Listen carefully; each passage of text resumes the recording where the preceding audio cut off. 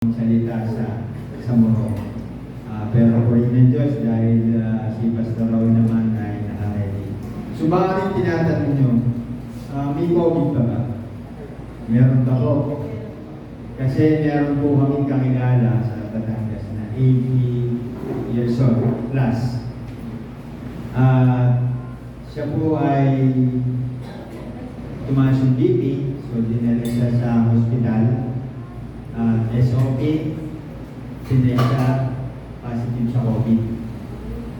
So, na-confine siya after 3 days, so parang nag-negative, pero after 3 days, namatay na. So, bago siya ilabas, tines positive. So, ang malungkot ito, SOP rin yung pag labas ng hospital, diretso living na. So, meron pa rin pong COVID. Kaya maganda yung mga, lalo na ba, yung mga comorbidity, yung mga senior, may mga sakit. Huwag po kayo mayayang mag-mask. Kasi protection po yun para sa atin. So, yun lang po, paalala rin po, lalo na sa mga crowded places. Talagang mahalaga rin po. Lalo na ngayon, pusong-puso po yung mga sipon ko po. At wala na rin pong nagpapates dahil kampante niya rin po tayo. Pero purihin ng Diyos at nandito po kayo lahat. So,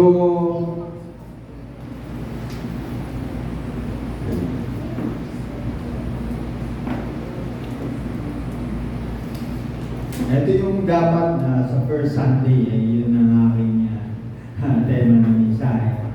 So, kapag nakita niyo po yan, ano ba yung naiisip natin? So, hindi naman yan listahan ng ating mga utang. Kundi kalimitan kapag sumasapit yung unang araw ng taon, ay gumagawa tayo ng mga plano. May mga tao na talagang organize sila. Lahat ng gagawin nila for the whole year ay nakadetali. Meron silang mga goals, meron silang meeting. At base sa pag-aaral, sa mga survey, isa sa mga masasabi na New Year's resolution o pagbabago na gagawin, kasama dyan lagi sa top 5 yung pagpapapaya o ng timbang, pagpapabawas. So, pero yung realidad, maaaring magawang mag-exercise 2 linggo, maswerte na siguro yung 1 buwan. And then balik na naman sa dati. So lahat po tayo ay merong mga bitin sa buhay. May mga gusto tayong baguhin, may mga plano tayo. Ito yung mga bagay na dapat natin gawin. Ngayon, hindi na natin kailangan magsulat kasi yung mga smartphone natin, may mga calendar na dyan, may mga notes at ibibigay sa atin yung mga reminders kung ano yung gagawin natin. Ito po ay mahalaga sa atin kapag nasa isang kumpanya ka, so bago magtapos yung taon, may mga plano na yan. May mga target na sila, may plan of action, paano ba nila ito ma-attain para maging matagumpay ang kanilang mga plano. So, hindi lahat ay pwedeng matupad, pero so magamit ito. Ano ba yung mga plano natin na pagpapalain ng Diyos? Lahat naman tayo ay nais na pagpalain ng Diyos, di ba? Dapat daw po yung ating mga mithiin dapat smart. So, hindi po siya globe, smart po dapat. So, ano ibig sabihin ito? Dapat specific.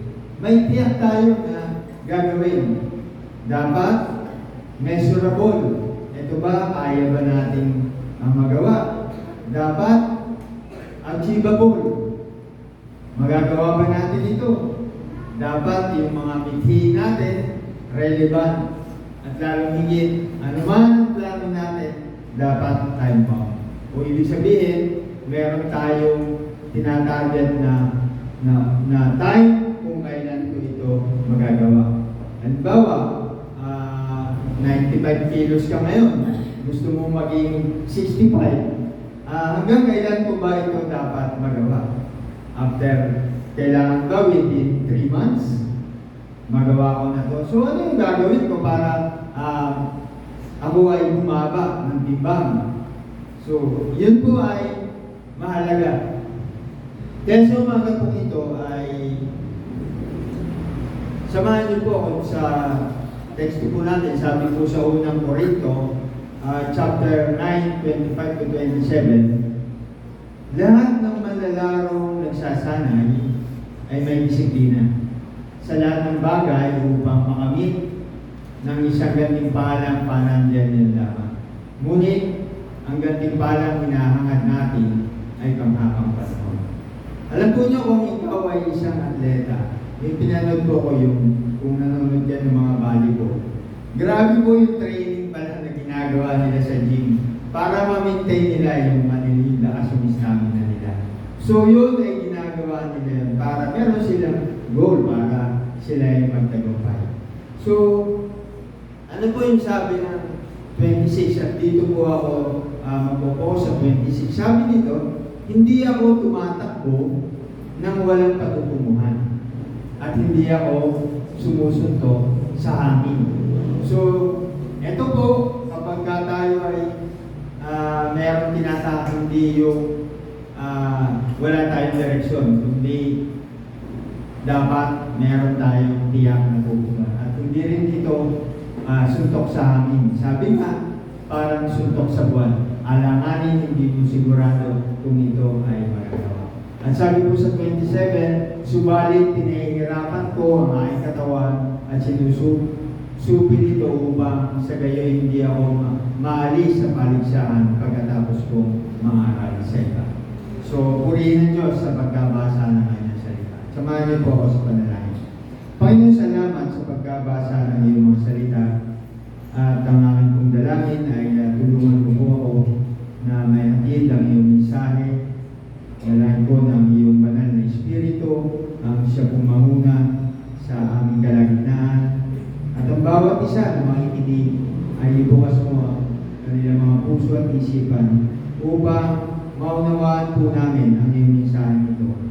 At ang aking pong dalangin, O Diyos, ikaw ang siyang maitaas, ikaw ang siyang maluwalhati sa umagang ito. Ito po nga sa aming dalangin sa pangalan ng iyong mahal na anak na si Jesus. Amen. So sabi po doon sa 26, hindi ako tumatakbo nang wala patutunguhan. At hindi ako sumusunod sa amin. Diba, yung isang bagay, yung patutunguhan ay napakahalaga. Kung ikaw ay isang driver o meron kang pupuntahan, mahirap yung maghahanap ka.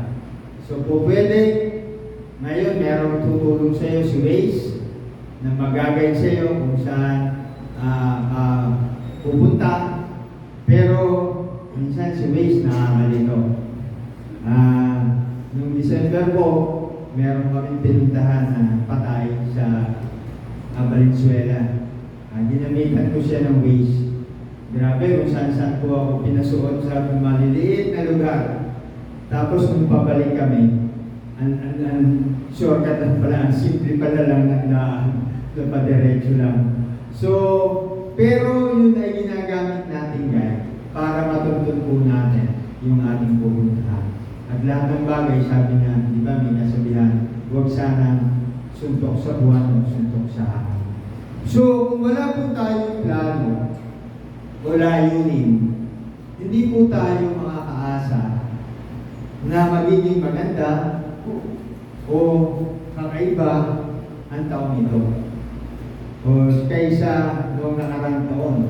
Maaaring ang magiging resulta po ay sa buhay natin ay maaaring parehas lamang o maaaring mas malala o hindi maganda. Plano sa sarili nating buhay, plano sa mga ministry na kinakaniban natin o yung mga bagay na binigay sa atin. So mga pangmatagalang plano, long-term plan o yung layunin na nagpapanatili sa atin para sumulong sa ating layunin, ito po yung yung bagay na pumipigil para hindi tayo masiraan ng loob. So kung tayo ay merong magandang minimitig, ito yung magbibigay sa atin ng lakas para ito ay ating makamit. Lahat po tayo ay may pagkukulang. Lahat tayo ay nakakaranas ng iba't ibang suliranin sa araw-araw. Pero yun po ay hindi dapat magiging hadlang, hindi dapat siya magpapabagal sa ating mga mithiin. Dapat nakatuon po tayo sa isang bagay na sinusubukan natin makamit sa hinaharap. Kaya po, kung ating babalikan yung ano yung mga plano na pagpapalayan ng Diyos, ito po yung dapat natin gawin. So, sabi po doon sa unang Korinto 9:26, hindi ako tumatakbo nang walang patutunguhan at hindi ako sumusuntok sa buwan. So, hindi po tayo dapat gumawa ng anumang mga plano na sa tingin po natin ay suntok sa amin. Ngunit yung paggawa po ng plano, hindi po ito 100% ay makakaasa tayo na maaaring matupad o ating makamit. Hindi po pinapahalagahan ng Diyos yung mga layunin natin, yung ating itinakda o yung ating naisin kung ito po ay hindi ayon sa kanyang kalooban. So lahat tayo ay nais natin na pagpalayanan tayo ng Diyos.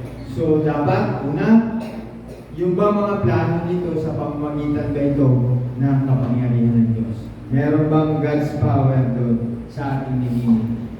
Hindi po natin mapapanatili sa yung ating mga layunin kung ito po ay walang kapangyarihan ng Diyos. Hindi po mapapabuti ang anumang relasyon na gusto natin kung walang kapangyarihan ng Diyos na tutulong sa atin. Ang mga layunin ay talagang mahalaga upang makamit natin, pero ito po ay magagawa natin kung nandun yung kapangyarihan ng Diyos.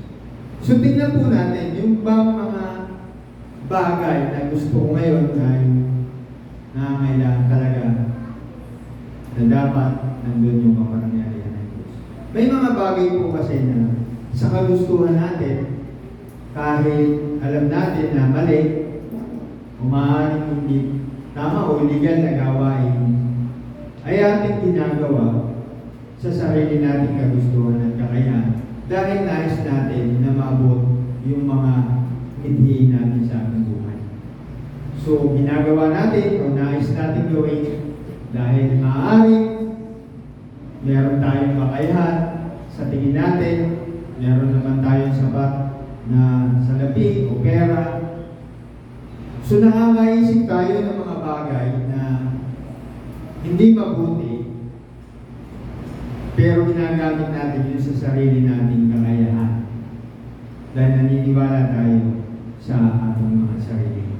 Pero ang sabi po ng Awit 62:10-11, huwag kang magtiwala sa gawang marahas, ni sa paghaharap. Umasa o ulad, kahit umulad pa ang iyong mabuhayan, ang lahat ng ito hindi dapat asahan. Hindi namiminsang aking napakinggan na taglay ng Diyos ang kapangyarihan. At sabi po sa Kawikaan 19:21, ang isang tao'y maraming iniisip, maraming binabala, ngunit ang kalooban ni Yahweh ang siyang mananaig. Lahat tayo, marami tayong mga gustong mangyari sa ating buhay. Pero tandaan po natin na anuman yung nais natin, ang kalooban pa rin ng Panginoon ang siyang mananaig. Sabi po sa 2 Pedro chapter 1 verse 3, tinatanggap natin sa pamamagitan ng kapangyarihan ng Diyos ang lahat ng bagay na magtuturo sa atin upang tayo mabuhay na mga Diyos. Ito'y dahil sa ating pagkakilala kay Jesus na siya rin tumawag sa atin upang bahaginan tayo ng kanyang kalwalhatian at kadakilaan. Mga kapatid, anuman yung nais natin sa taong ito, kailangan nandun yung kapangyarihan ng Diyos. Ano po yung ikalawa? Mga plano na tumutupad sa mga layunin ng Diyos para sa iyong buhay. Lahat po tayo mayroong purpose ng Panginoon sa atin. Iniligay po tayo sa mundong ito para magawa natin ang mga bagay na nais ng Diyos. Hindi po tayo nandito sa iglesyang ito, hindi tayo nabuhay para wala lang tayo doon. Meron siyang layunin sa bawat isa sa atin. So ano po yung mga plano sa mga na tumutupad sa layunin ng Diyos para sa ating buhay? Ano yung mga dapat natin? So una sabi, sambahin natin siya. Sino ba yung sinasamba natin sa Panginoon sa oras na ito? Tayo ba ay sumasamba dahil araw ng linggo o kasama natin ang mga kapatiran? Lahat po ng bagay na higit sa ating Panginoon ang binibigay natin atensyon o oras, yun po ay uri ng pagsamba. Maaaring pera, trabaho, relasyon, o anong bagay na masigit sa Diyos, ito po ay isang uri ng pagsamba. So ang dapat, inilagay tayo para sambahin natin ang ating Panginoon. Kaya sabi po, sa Juan chapter 4, 23-24, subalit dumarating ng panahon at ngayon na nga na mga tunay na sumasamba-sama ay sasamba sa Kanya sa Espiritu at sa katotohanan. Sapagkat ganyan ang uri ng pagsamba ninanais ng Ama. Ang Diyos ay Espiritu at ang mga sumasamba sa Kanya ay dapat siyang sambahin sa Espiritu at katotohanan. Ito po yung mahalaga. At ano po yung ikalawa na purpose ng Lord sa atin? Maging bahagi ng Kanyang pamilya. So kung tayo ay kabahagi ng pamilya ng Diyos, dapat yung ginagawa natin ay tama at mga Diyos. Lahat ng ating mga gagawin, lahat ng ating mga pinaplano, dapat ang lahat ng ito ay mga Diyos. Magiging kalwalhatian para sa ating pamilya. Napakahalaga na tayo ay kabilang sa pamilya ng Diyos. So ano po yung sabi ng Efeso chapter 1 verse 5? Pinili niya tayo upang maging anak niya sa pamamagitan ng Yesu Kristo ayon sa Kanyang layunin at kalooban. So hindi po aksidente, hindi po pagkakataon kung bakit tayo ay pinili na anak ng Diyos. Sabi po sa unang Juan chapter 12, subalit ang lahat ng tumanggap at sumampalataya sa Kanya ay binigyan niya ng karapatang maging mga anak ng Diyos. Napaka ganda,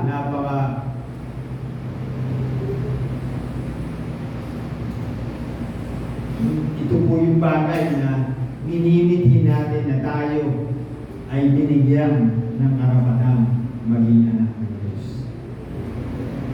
Kung tayo ay nag-aasam na sana tayo'y nasa pamilya ng pinakamayayamang tao, pero mas mahalaga po dahil tayo ay mga anak ng Diyos. At sabi po sa Ephesians chapter 2 verse 19, sa mga tuwid, hindi na kayo mga dayuhan o taga-ibang bansa, kundi mga kababayan na ng mga hinirang ng Diyos at kabilang sa Kanyang sambahayan. Sabi nga daw po,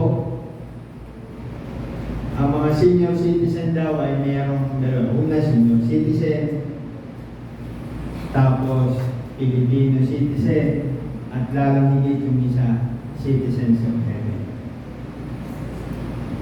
So tayo, ang bawat isa ay inuring na. Proud po ba kayo? Dapat. So ano po yung ikatlo? So dapat maging katulad tayo ni Kristo. So ano ba yung mga katangian ng ating Panginoong Jesucristo? So dapat siya yung ating tularan para sa kalwalhatian ng Diyos. Dapat anuman yung mga katangian ng ating Panginoon ay pilitin natin na tayo ay maging tulad. Magawa natin. Mabigyan natin ng pagkakataon ng ating mga buhay na lahat ng gagawin natin para sa ating Panginoon ay para sa kalwalhatian ng Diyos. Hindi lang po ito dahil nandito tayo sa iglesia, kundi ang mahalaga yung ginagawa ba natin sa labas ng iglesia, sa ating trabaho, sa mga tao na kasalamuhan natin, sa ating komunidad. Nakakakitaan ba tayo na merong Kristo sa ating buhay? Napakaganda kung sinabi si brother o si sister ay naiba. So nandoon, dala-dala natin ang pangalan ng ating Panginoon Jesus. So tayo ba ay nakakakita ng mga ganitong ugali sa ating buhay paglabas ng iglesia? Kaya sabi po sa Roma chapter 8:29, sapagkat sa mula pa ay alam na ng Diyos kung sino ang magiging kanya at ang mga ito'y pinili niya upang maging katulad ng kanyang anak. Sa gayon, siya ay naging panganay sa lahat ng maraming magkakapatid. Medyo nakalikod po. So, sa Panginoon na siyang Espiritu, ang siyang magbabago sa atin mula sa ating antas ng kalwalhatian hanggang sa tayo maging kalarawan na. Hindi po overnight, proseso to na tayo ay pilitin po natin ang maging katulad ng ating Panginoon Kristo, yung mga katangian na makakapagbigay kalwalhatian sa ating Diyos. Ang sabi po sa unang Juan chapter 3 verse 2, mga minamahal, mga anak na tayo ng Diyos, ngayon, ngunit hindi pa nahayag ang magiging kalagayan natin, ngunit alam natin sa pagdating ni Kristo tayo magiging katulad niya sapagkat makikita natin kung sino talaga siya. Sabi po, mga minamahal, mga anak na tayo ng Diyos. So kung tayo ay mga anak ng Diyos, dapat tama ang ating ginagawa. Ano yung mga bagay pa kung bakit? Ano pa yung purpose natin? So, paglingkuran siya. Kailangan natin isang paglingkuran sa iba't ibang kaparaanan. Lahat tayo ay may kanya-kanya gift.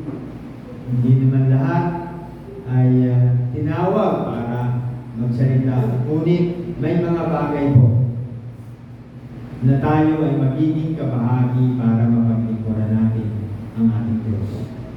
Sa taong ito, kung sa inyong palagay ay hindi pa tayo nagiging wala pa tayong pagkaalam ano ba yung gagawin ko para mapaglingkuran ko ang Diyos. Marami pong bagay, marami tayong pwedeng gawin na makakatulong para sa gawain ng Diyos. Ang ating lang tanungin, yung ating mga sarili, kung ano ba ang pwede kong iambag para mapaglingkuran ko ang ating Diyos. Sabi po sa Colossus chapter 3, 23 to 24, ano man ang inyong ginagawa, gawin ninyo ng buong puso, na parang sa Panginoon kayo naglilingkod at hindi sa mga tao. Sapagkat si Kristo ang Panginoong pinaglilingkuran ninyo at alalahanin ninyong pagkakalooban kayo ng Panginoong gantimpala nila para sa inyo. Ano man daw po yung ating ginagawa ay gawin natin ng buong Kung tayo ay nagtatrabaho o merong pinaglilingkuran, di po ba 100% kung ibinibigay natin para maging maayos yung performance natin. Ginagawa natin kahit lampas na sa oras, ginagawa natin para sa ating mga boss. Pero tanda po natin na anumang bagay na ginagawa natin ay palagi natin isipin na tayo ay naglilingkod sa Diyos. Kasi kung tayo po ay nasa isang kumpanya at nakikita na tama ang ating ginagawa, ang lahat po ng yan ay para sa kaluwalhatian ng Diyos. Ano man yung ating trabaho, ano man yung ating mga gagawin, palagi natin isipin na ginagawa ko ang lahat ng ito para sa ating Panginoon. Dahil naniniwala po ako na hindi naman natin magagawa yung mga sakripisyo na ginagawa natin, lalo na yung mga pumupunta sa malalayong lugar, napaka-hirap yung mga kapatid natin na pumupunta sa Morong. Naniniwala po ako na kung hindi ito dahil sa Panginoon, hindi naman nila kakayanin ito. So, hindi sila nakatingin sa kanino man, kundi ginagawa nila ito dahil naglilingkod sila sa ating Panginoon. So, ganyan din po tayo. Ano man at saan man tayong lugar, nandun ay lagi nating isipin na ang ating gagawin ay para sa ating Panginoon. Dahil kung yun po yung focus natin, kung yun yung mindset natin, sigurado na gagawin natin ng mabuti ang lahat ng mga bagay. So ano po yung ibahagi ang inyong mensahe sa buhay. Isang magandang patutuo ang buhay po natin na nakikita ang ating Panginoon Diyos sa ating mga buhay. Tanungin po natin, ako ba kapag lumabas pa ng tahanan o pumunta sa isang opisina sa aking pinagtatrabahuan, maganda ba kaya yung aking patutuo? Alam niyo po kahit hindi natin agad may bahagi yung magandang balita, pero kung meron makikita sa ating mga buhay, yung pagkakaiba natin, makikita sa ating mga buhay na naiiba tayo, nangungusap na po doon ang ating Panginoon. Maaaring tatanungin tayo, anong meron ka sa buhay? Bakit naiiba? Siyempre, sasabihin natin, ako po ay isang mananampalataya. Ako ay isang born again. Mahirap kapag sinabi natin na ako ay isang born again tapos hindi maganda yung ating ginagawa, masisira po ang pangalan ng ating Diyos.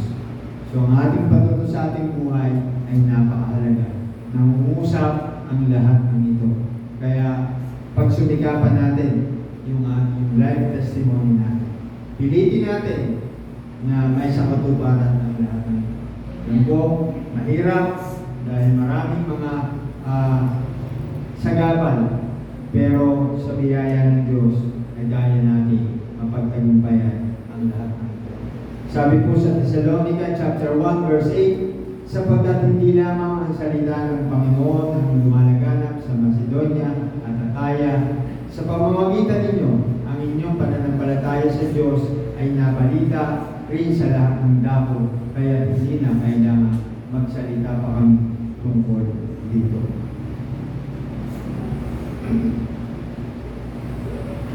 Sabi po sa Pilipos chapter 2 verses 3 to 4, huwag kayong gumawa ng anuman dahil sa pansariling layunin o pagyayabang. Sa halip bilang tanda ng pagpapakumbaba, ituring ninyong higit ang iba kaysa inyong mga sarili. Pagmalasakitan ninyo ang kapakanan ng iba at hindi lamang ang inyong mga sarili. Napakagandang paalala po sa atin ang mga bagay nito. Mga bagay na dapat pagsumikapan natin. Na anuman gagawin natin, hindi dapat yung pangsarili lamang natin. Kundi nandoon yung pagmamalasakit natin sa ating mga kapwa. Lalo na yung mga kapatid na talagang walang kakayanan, nangangailangan. Spiritually, physically, mentally. Yun yung pagtulungan po natin ng klase. Ano po yung ikatlo na mga plano? Mga plano na nagpaparangal sa Diyos. Yung ba mga layunin natin ay ino-honor ba ang Lord sa mga ginagawa natin? Yung ba mga nais natin na mangyari sa taong 2024 ay magbibigay kaluwalhatian sa Diyos? O gusto lang natin na mating para sa sarili natin? So anumang plano na ginagawa po natin, palagi po natin bigyan ng pansin na ang gagawin ko bang ito ay magiging kaluwalhatian para sa Diyos. Yun po lagi yung ating dapat na nasa isip. Ang gagawin ko bang ito ay magiging kaluwalhatian sa Diyos o hindi. Sabi po sa unang Korinto 10:31, kaya nga kung kayo'y kumakain o umiinom o ano man ang ginagawa ninyo, gawin ninyo ang lahat sa ikararangal ng Diyos. So kung mayroon po tayong tamang motivasyon, anumang bagay ay maaaring gawin para sa kaluwalhatian ng Diyos. Alam niyo po kapag sumasapit yung December, mag-a-apply ako ng business permit. Palagi po maraming mga bagay na iniisip. Minsan, bubulungan ka, makakarin na huwag ka na gumawa ng tama, sayang ang binabayad. Pero, nandun po yung conviction na parang masakit man sa bulsa, pero gagawin ko to dahil ito yung nararapat. So, alam ng Panginoon, alam ng mga tao na ikaw ay mananampalataya. Alam ng mga tao na ikaw ay tumatayo. So, dapat mapilit natin talaga na makagawa tayo ng tama. Pag tinitingnan ko nga po, yung ibinabayad ko sa munisipyo ay mas malaki pa ito sa mga kliyente ko na mas malaki at mayaman sa akin. Minsan, dumarating sa punto na parang naumudyok na huwag mo nang gawin tama, sayang, para sa'yo na lang yan. Pero alam mo po talaga nandun po yung parang hindi mo kaya talaga. Sabi nga ni mga aking asawa, saan pa mapapapunta yung ibinabay ng laki-laki? Minsan, tinanong nga ako doon, sabi, Sir, ilan po ba kayo? Sabi ko, wala po akong empleyado, ako lang po. Bakit ganito po yung binabayaran? Sabi ko po, nag-iisip po kasi ako ng mga resibo. Sa totoo lang po, kapag tininaw ko, parang ang laking tulong na para sa akin yung ibabayad ko sa kanta. Pero, nandun po yung condition na kailangan gawin mo ang tama. Kasi parang hindi tama na pinapangaral natin na gumawa tayo ng tama, pero tayo mismo ay gumagawa ng mali. Di ba ba? So sabi doon, kaya nga po, kayo kumakain, umiinom, o ano mang ginagawa ninyo, gawin ninyo ang lahat sa ikararangal ng Diyos. So sa maliit mong bagay, ay ito yung dapat nating gawin. So, ito sa mga nag-business yun po, yun yung isang struggle. Kung ikaw ay Kristiyano, kung ano ba yung dapat natin gawin. So, kasi ang panuntunan lang po talaga kapag merong ganito ay ang pagbibigay ng resibo. Kasi kung hindi ka nagbibigay ng resibo, ibig sabihin hindi na nagbabayad ng tamang tax. So ano po yung ika-apat?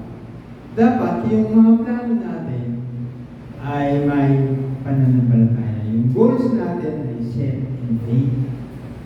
So ang yung mga layunin dapat ay sapat na meron tayong malaki na iniisip na kailangan ng tulong ng Diyos upang matupad.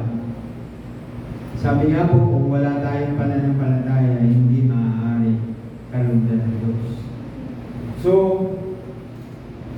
sabi po sa Hebreo 11:6, hindi maaaring kalugdan ng Diyos ang walang pananampalataya sa Kanya, sapagkat ang sino mang lumapit sa Diyos ay dapat sumampalatayang may Diyos.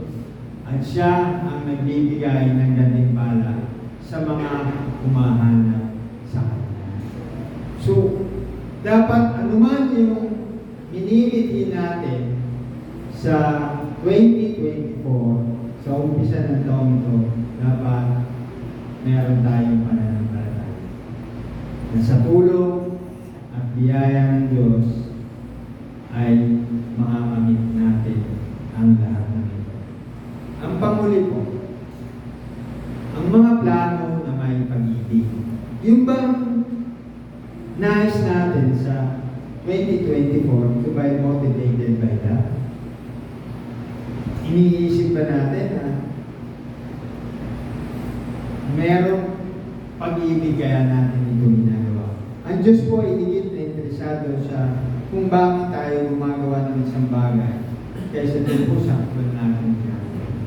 Yung ating pang gustong mangyari, maaaring nagplano tayo, maaaring iniisip natin, pero ginagawa natin ito dahil ito ay nandun yung pag-ibig ng Diyos. Gagawin ko ito dahil mahal na mahal ako ng Diyos. Ginagawa ko ito dahil nandun ang pag-ibig ng Diyos. Kung nung isang taon, siguro nakita nyo naman yung cash flow natin. Medyo nasa delikado na talagang kailangan nating mag-impit ng sentro. Kung nung isang taon ay maaaring hindi pa sapat o hindi pa tayo nagbibigyan ng tamang time sa 2024 pa gagawin ko to dahil mahal ko ang Panginoon. Kasi tandaan po natin, hindi tayo makakapagpakawala ng anumang halaga kung walang pag-ibig. Kung hindi natin mahal ang Diyos, hindi natin kayang gawin ito. So sa taong 2024, ako, sarili natin, magbibigay tayo dahil mahal ko ang Diyos. Gaano ba kalaki yung pag-ibig mo sa Diyos? Gaano ba kalaki yung pagmamahal na ibinibigay mo sa Panginoon? Yun po yung maging sukatan natin. At tandaan po natin na anuman yung ibibigay o gagawin natin, hindi po ito magbibigay ng kalwalatian para sa sarili natin. Hindi ang lahat ng honor ay para sa Diyos. Marami po tayong dapat gawin. Marami tayong dapat suportahan. Ngunit kung nandoon yung pag-ibig ng Diyos sa mga plano natin, magagawa po natin ito sa tulong ng ating Panginoon. Sabi po sa unang Korinto 16:14, at ang lahat ng ginagawa ninyo, gawin ninyo ng may pagmamahal. Gawin natin ng may pag-ibig. Kasi kung walang love, kung walang pagmamahal, mahirap. So lahat ng ginagawa, lahat ng plano ninyo, lahat ng plano natin sa taong ito, gawin natin ang may pagmamahal. So dapat, pagsumikapan natin matupad ang mga plano natin. Dahil ang plano na ating mga naibanggit, yun yung mga plano na pagpapalain ng Diyos. So kung kayo ay hindi pa nakakapagplano, nasa second Sunday pa naman, pwede tayo pang gumawa kung ano ba yung nais kong gawin para sa taong ito, para sa kalwalhatian ng Diyos. Isipin po natin, pag-isipan natin yung mga nais nating mangyari sa ating mga buhay, sa personal, sa ating iglesia, sa lahat ng gawain. Huwag nating kaliligtaan na sa plano natin dapat kasama natin yung plano para sa gawain ng Panginoon. So, dito po ako magtatapos sa tanong na ito. Paano mo gusto maging kakaiba ang taong ito? Spiritually, physically, emotionally, o anumang paraan sa taong ito. Ano yung nais natin? Alam po nyo kung ating iisa-isahin ang lahat ng ito. Ang the best na piliin natin, yung goal natin is ang ating Panginoon Jesus. The best goal is Jesus. Maglaan po tayo ng oras, ng panahon sa pagbabasa ng salita ng Diyos. Maglaan tayo ng panahon, oras sa pagbabasa ng salita ng Diyos. Piliin natin sumamba tayo personally or corporate. Itong pagtitipon, huwag nating kalimutan. Maiksi lang po ang buhay. Kagabi lang po, meron akong isang kliyente. Nagulat ako. Kasi, inano siya, presentis eh. So, pagtingin ko, namatay po, kung kayo po ay napapadaan dyan sa Enenda, yung malapit sa vulcanizing doon. Ano yan eh, kilala ko yung contractor doon. 49 years old. So, hindi nyo lang alam kung ano yung cost ng death. So, kumbaga, yung buhay natin ay hindi talaga natin. Si Lord lang talaga yung may hawak. So, ang ating pinakamagandang gawin yung goal natin is ang ating Panginoon Jesus. Kasi kung yun ang minhi natin, ano man yung mangyari, ano man yung sitwasyon natin, makakasigurado tayo na kailanman hindi na tayo magpapayagan. Pag sumigapan na natin, magbasa, mag-aaral ng salita ng Diyos. Kasi kung hindi po tayo grounded sa Word of God, madali po tayo magagapit. Madali tayo matatalo ng pagsubok. Madali tayo matatalo ng mga problema na pagdaraanan natin. Worship personally and corporately. Napakahalaga po itong ganitong pagtitipon. Pero ang pagtitipon na ito ay ilang oras lang. Paglabas natin, Lunes hanggang Sabado, ay marami tayong pagdaraanan. Pero yung goal talaga natin ay ang ating Panginoon, anuman yung mga bagay nito, makakaasa tayo na kasama natin ang ating Diyos. So pag sumigapan po natin yung plano natin sa taong 2024, at isipin natin ang mga plano na pagpapalain ng Diyos. Isipin natin lahat ng bagay na gagawin natin ay para sa Panginoon at sa Kanyang kalwalhatian. Tayo po ay minahal. Panginoon, maraming salamat. Sa loob ng isang taon, dumaan kami sa iba't ibang mga pagsubok. Sa loob ng isang taon, nakaranas kami ng pamihina, nakaranas kami na mawala ng pag-asa. Pero salamat dahil sa kabila nito, hindi mo kami pinabayaan. Salamat dahil sa loob ng isang taon ay nakita namin ang iyong katapatan. Hindi kami karapat-dapat mahalin, ibigin, pero minahal mo kami. Salamat dahil binigyan mo kami ng pagkakataon na sa maliit na paraan ay maging kabahagi kami sa mga gawain. Lord, ang aming pong dalangin sa taong ito ay magkaroon po kami ng oras para sa pag-aaral ng iyong mga salita. Magkaroon kami ng oras na mga panalangin. Magkaroon kami ng oras na magkaroon kami ng devotion. At anuman ang aming gagawin, O Diyos, sa taong ito, tulungan mo kami na ikaw ang siyang uunahin namin higit sa lahat.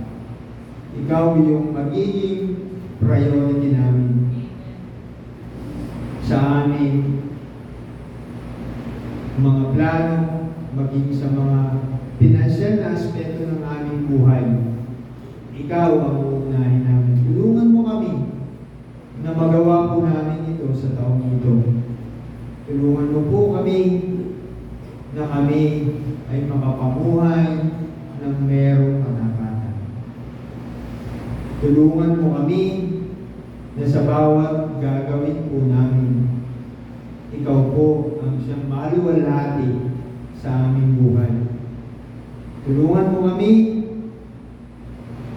na anuman ang aming gagawin, ang lahat ng ito ay gagawin namin dahil sa pagmamahal at pag-ibig namin sa iyo, dahil ikaw ang unang nagmahal sa amin. Tulungan mo kung anuman ang aming mga plano, desisyon na gagawin sa aming buhay. Nawa, O Diyos, ang kalooban mo ang siyang mangyari sa lahat ng ito. Lord, i-guide mo ang bawat isa sa amin at tulungan mo kami sa lahat ng aming mga pagdaraanan ngayong taon ito. Nawa, O Diyos, kami rin ay matulungan mo na maging ilaw at asin ng sanlibutan. Ito po ang aming dalangin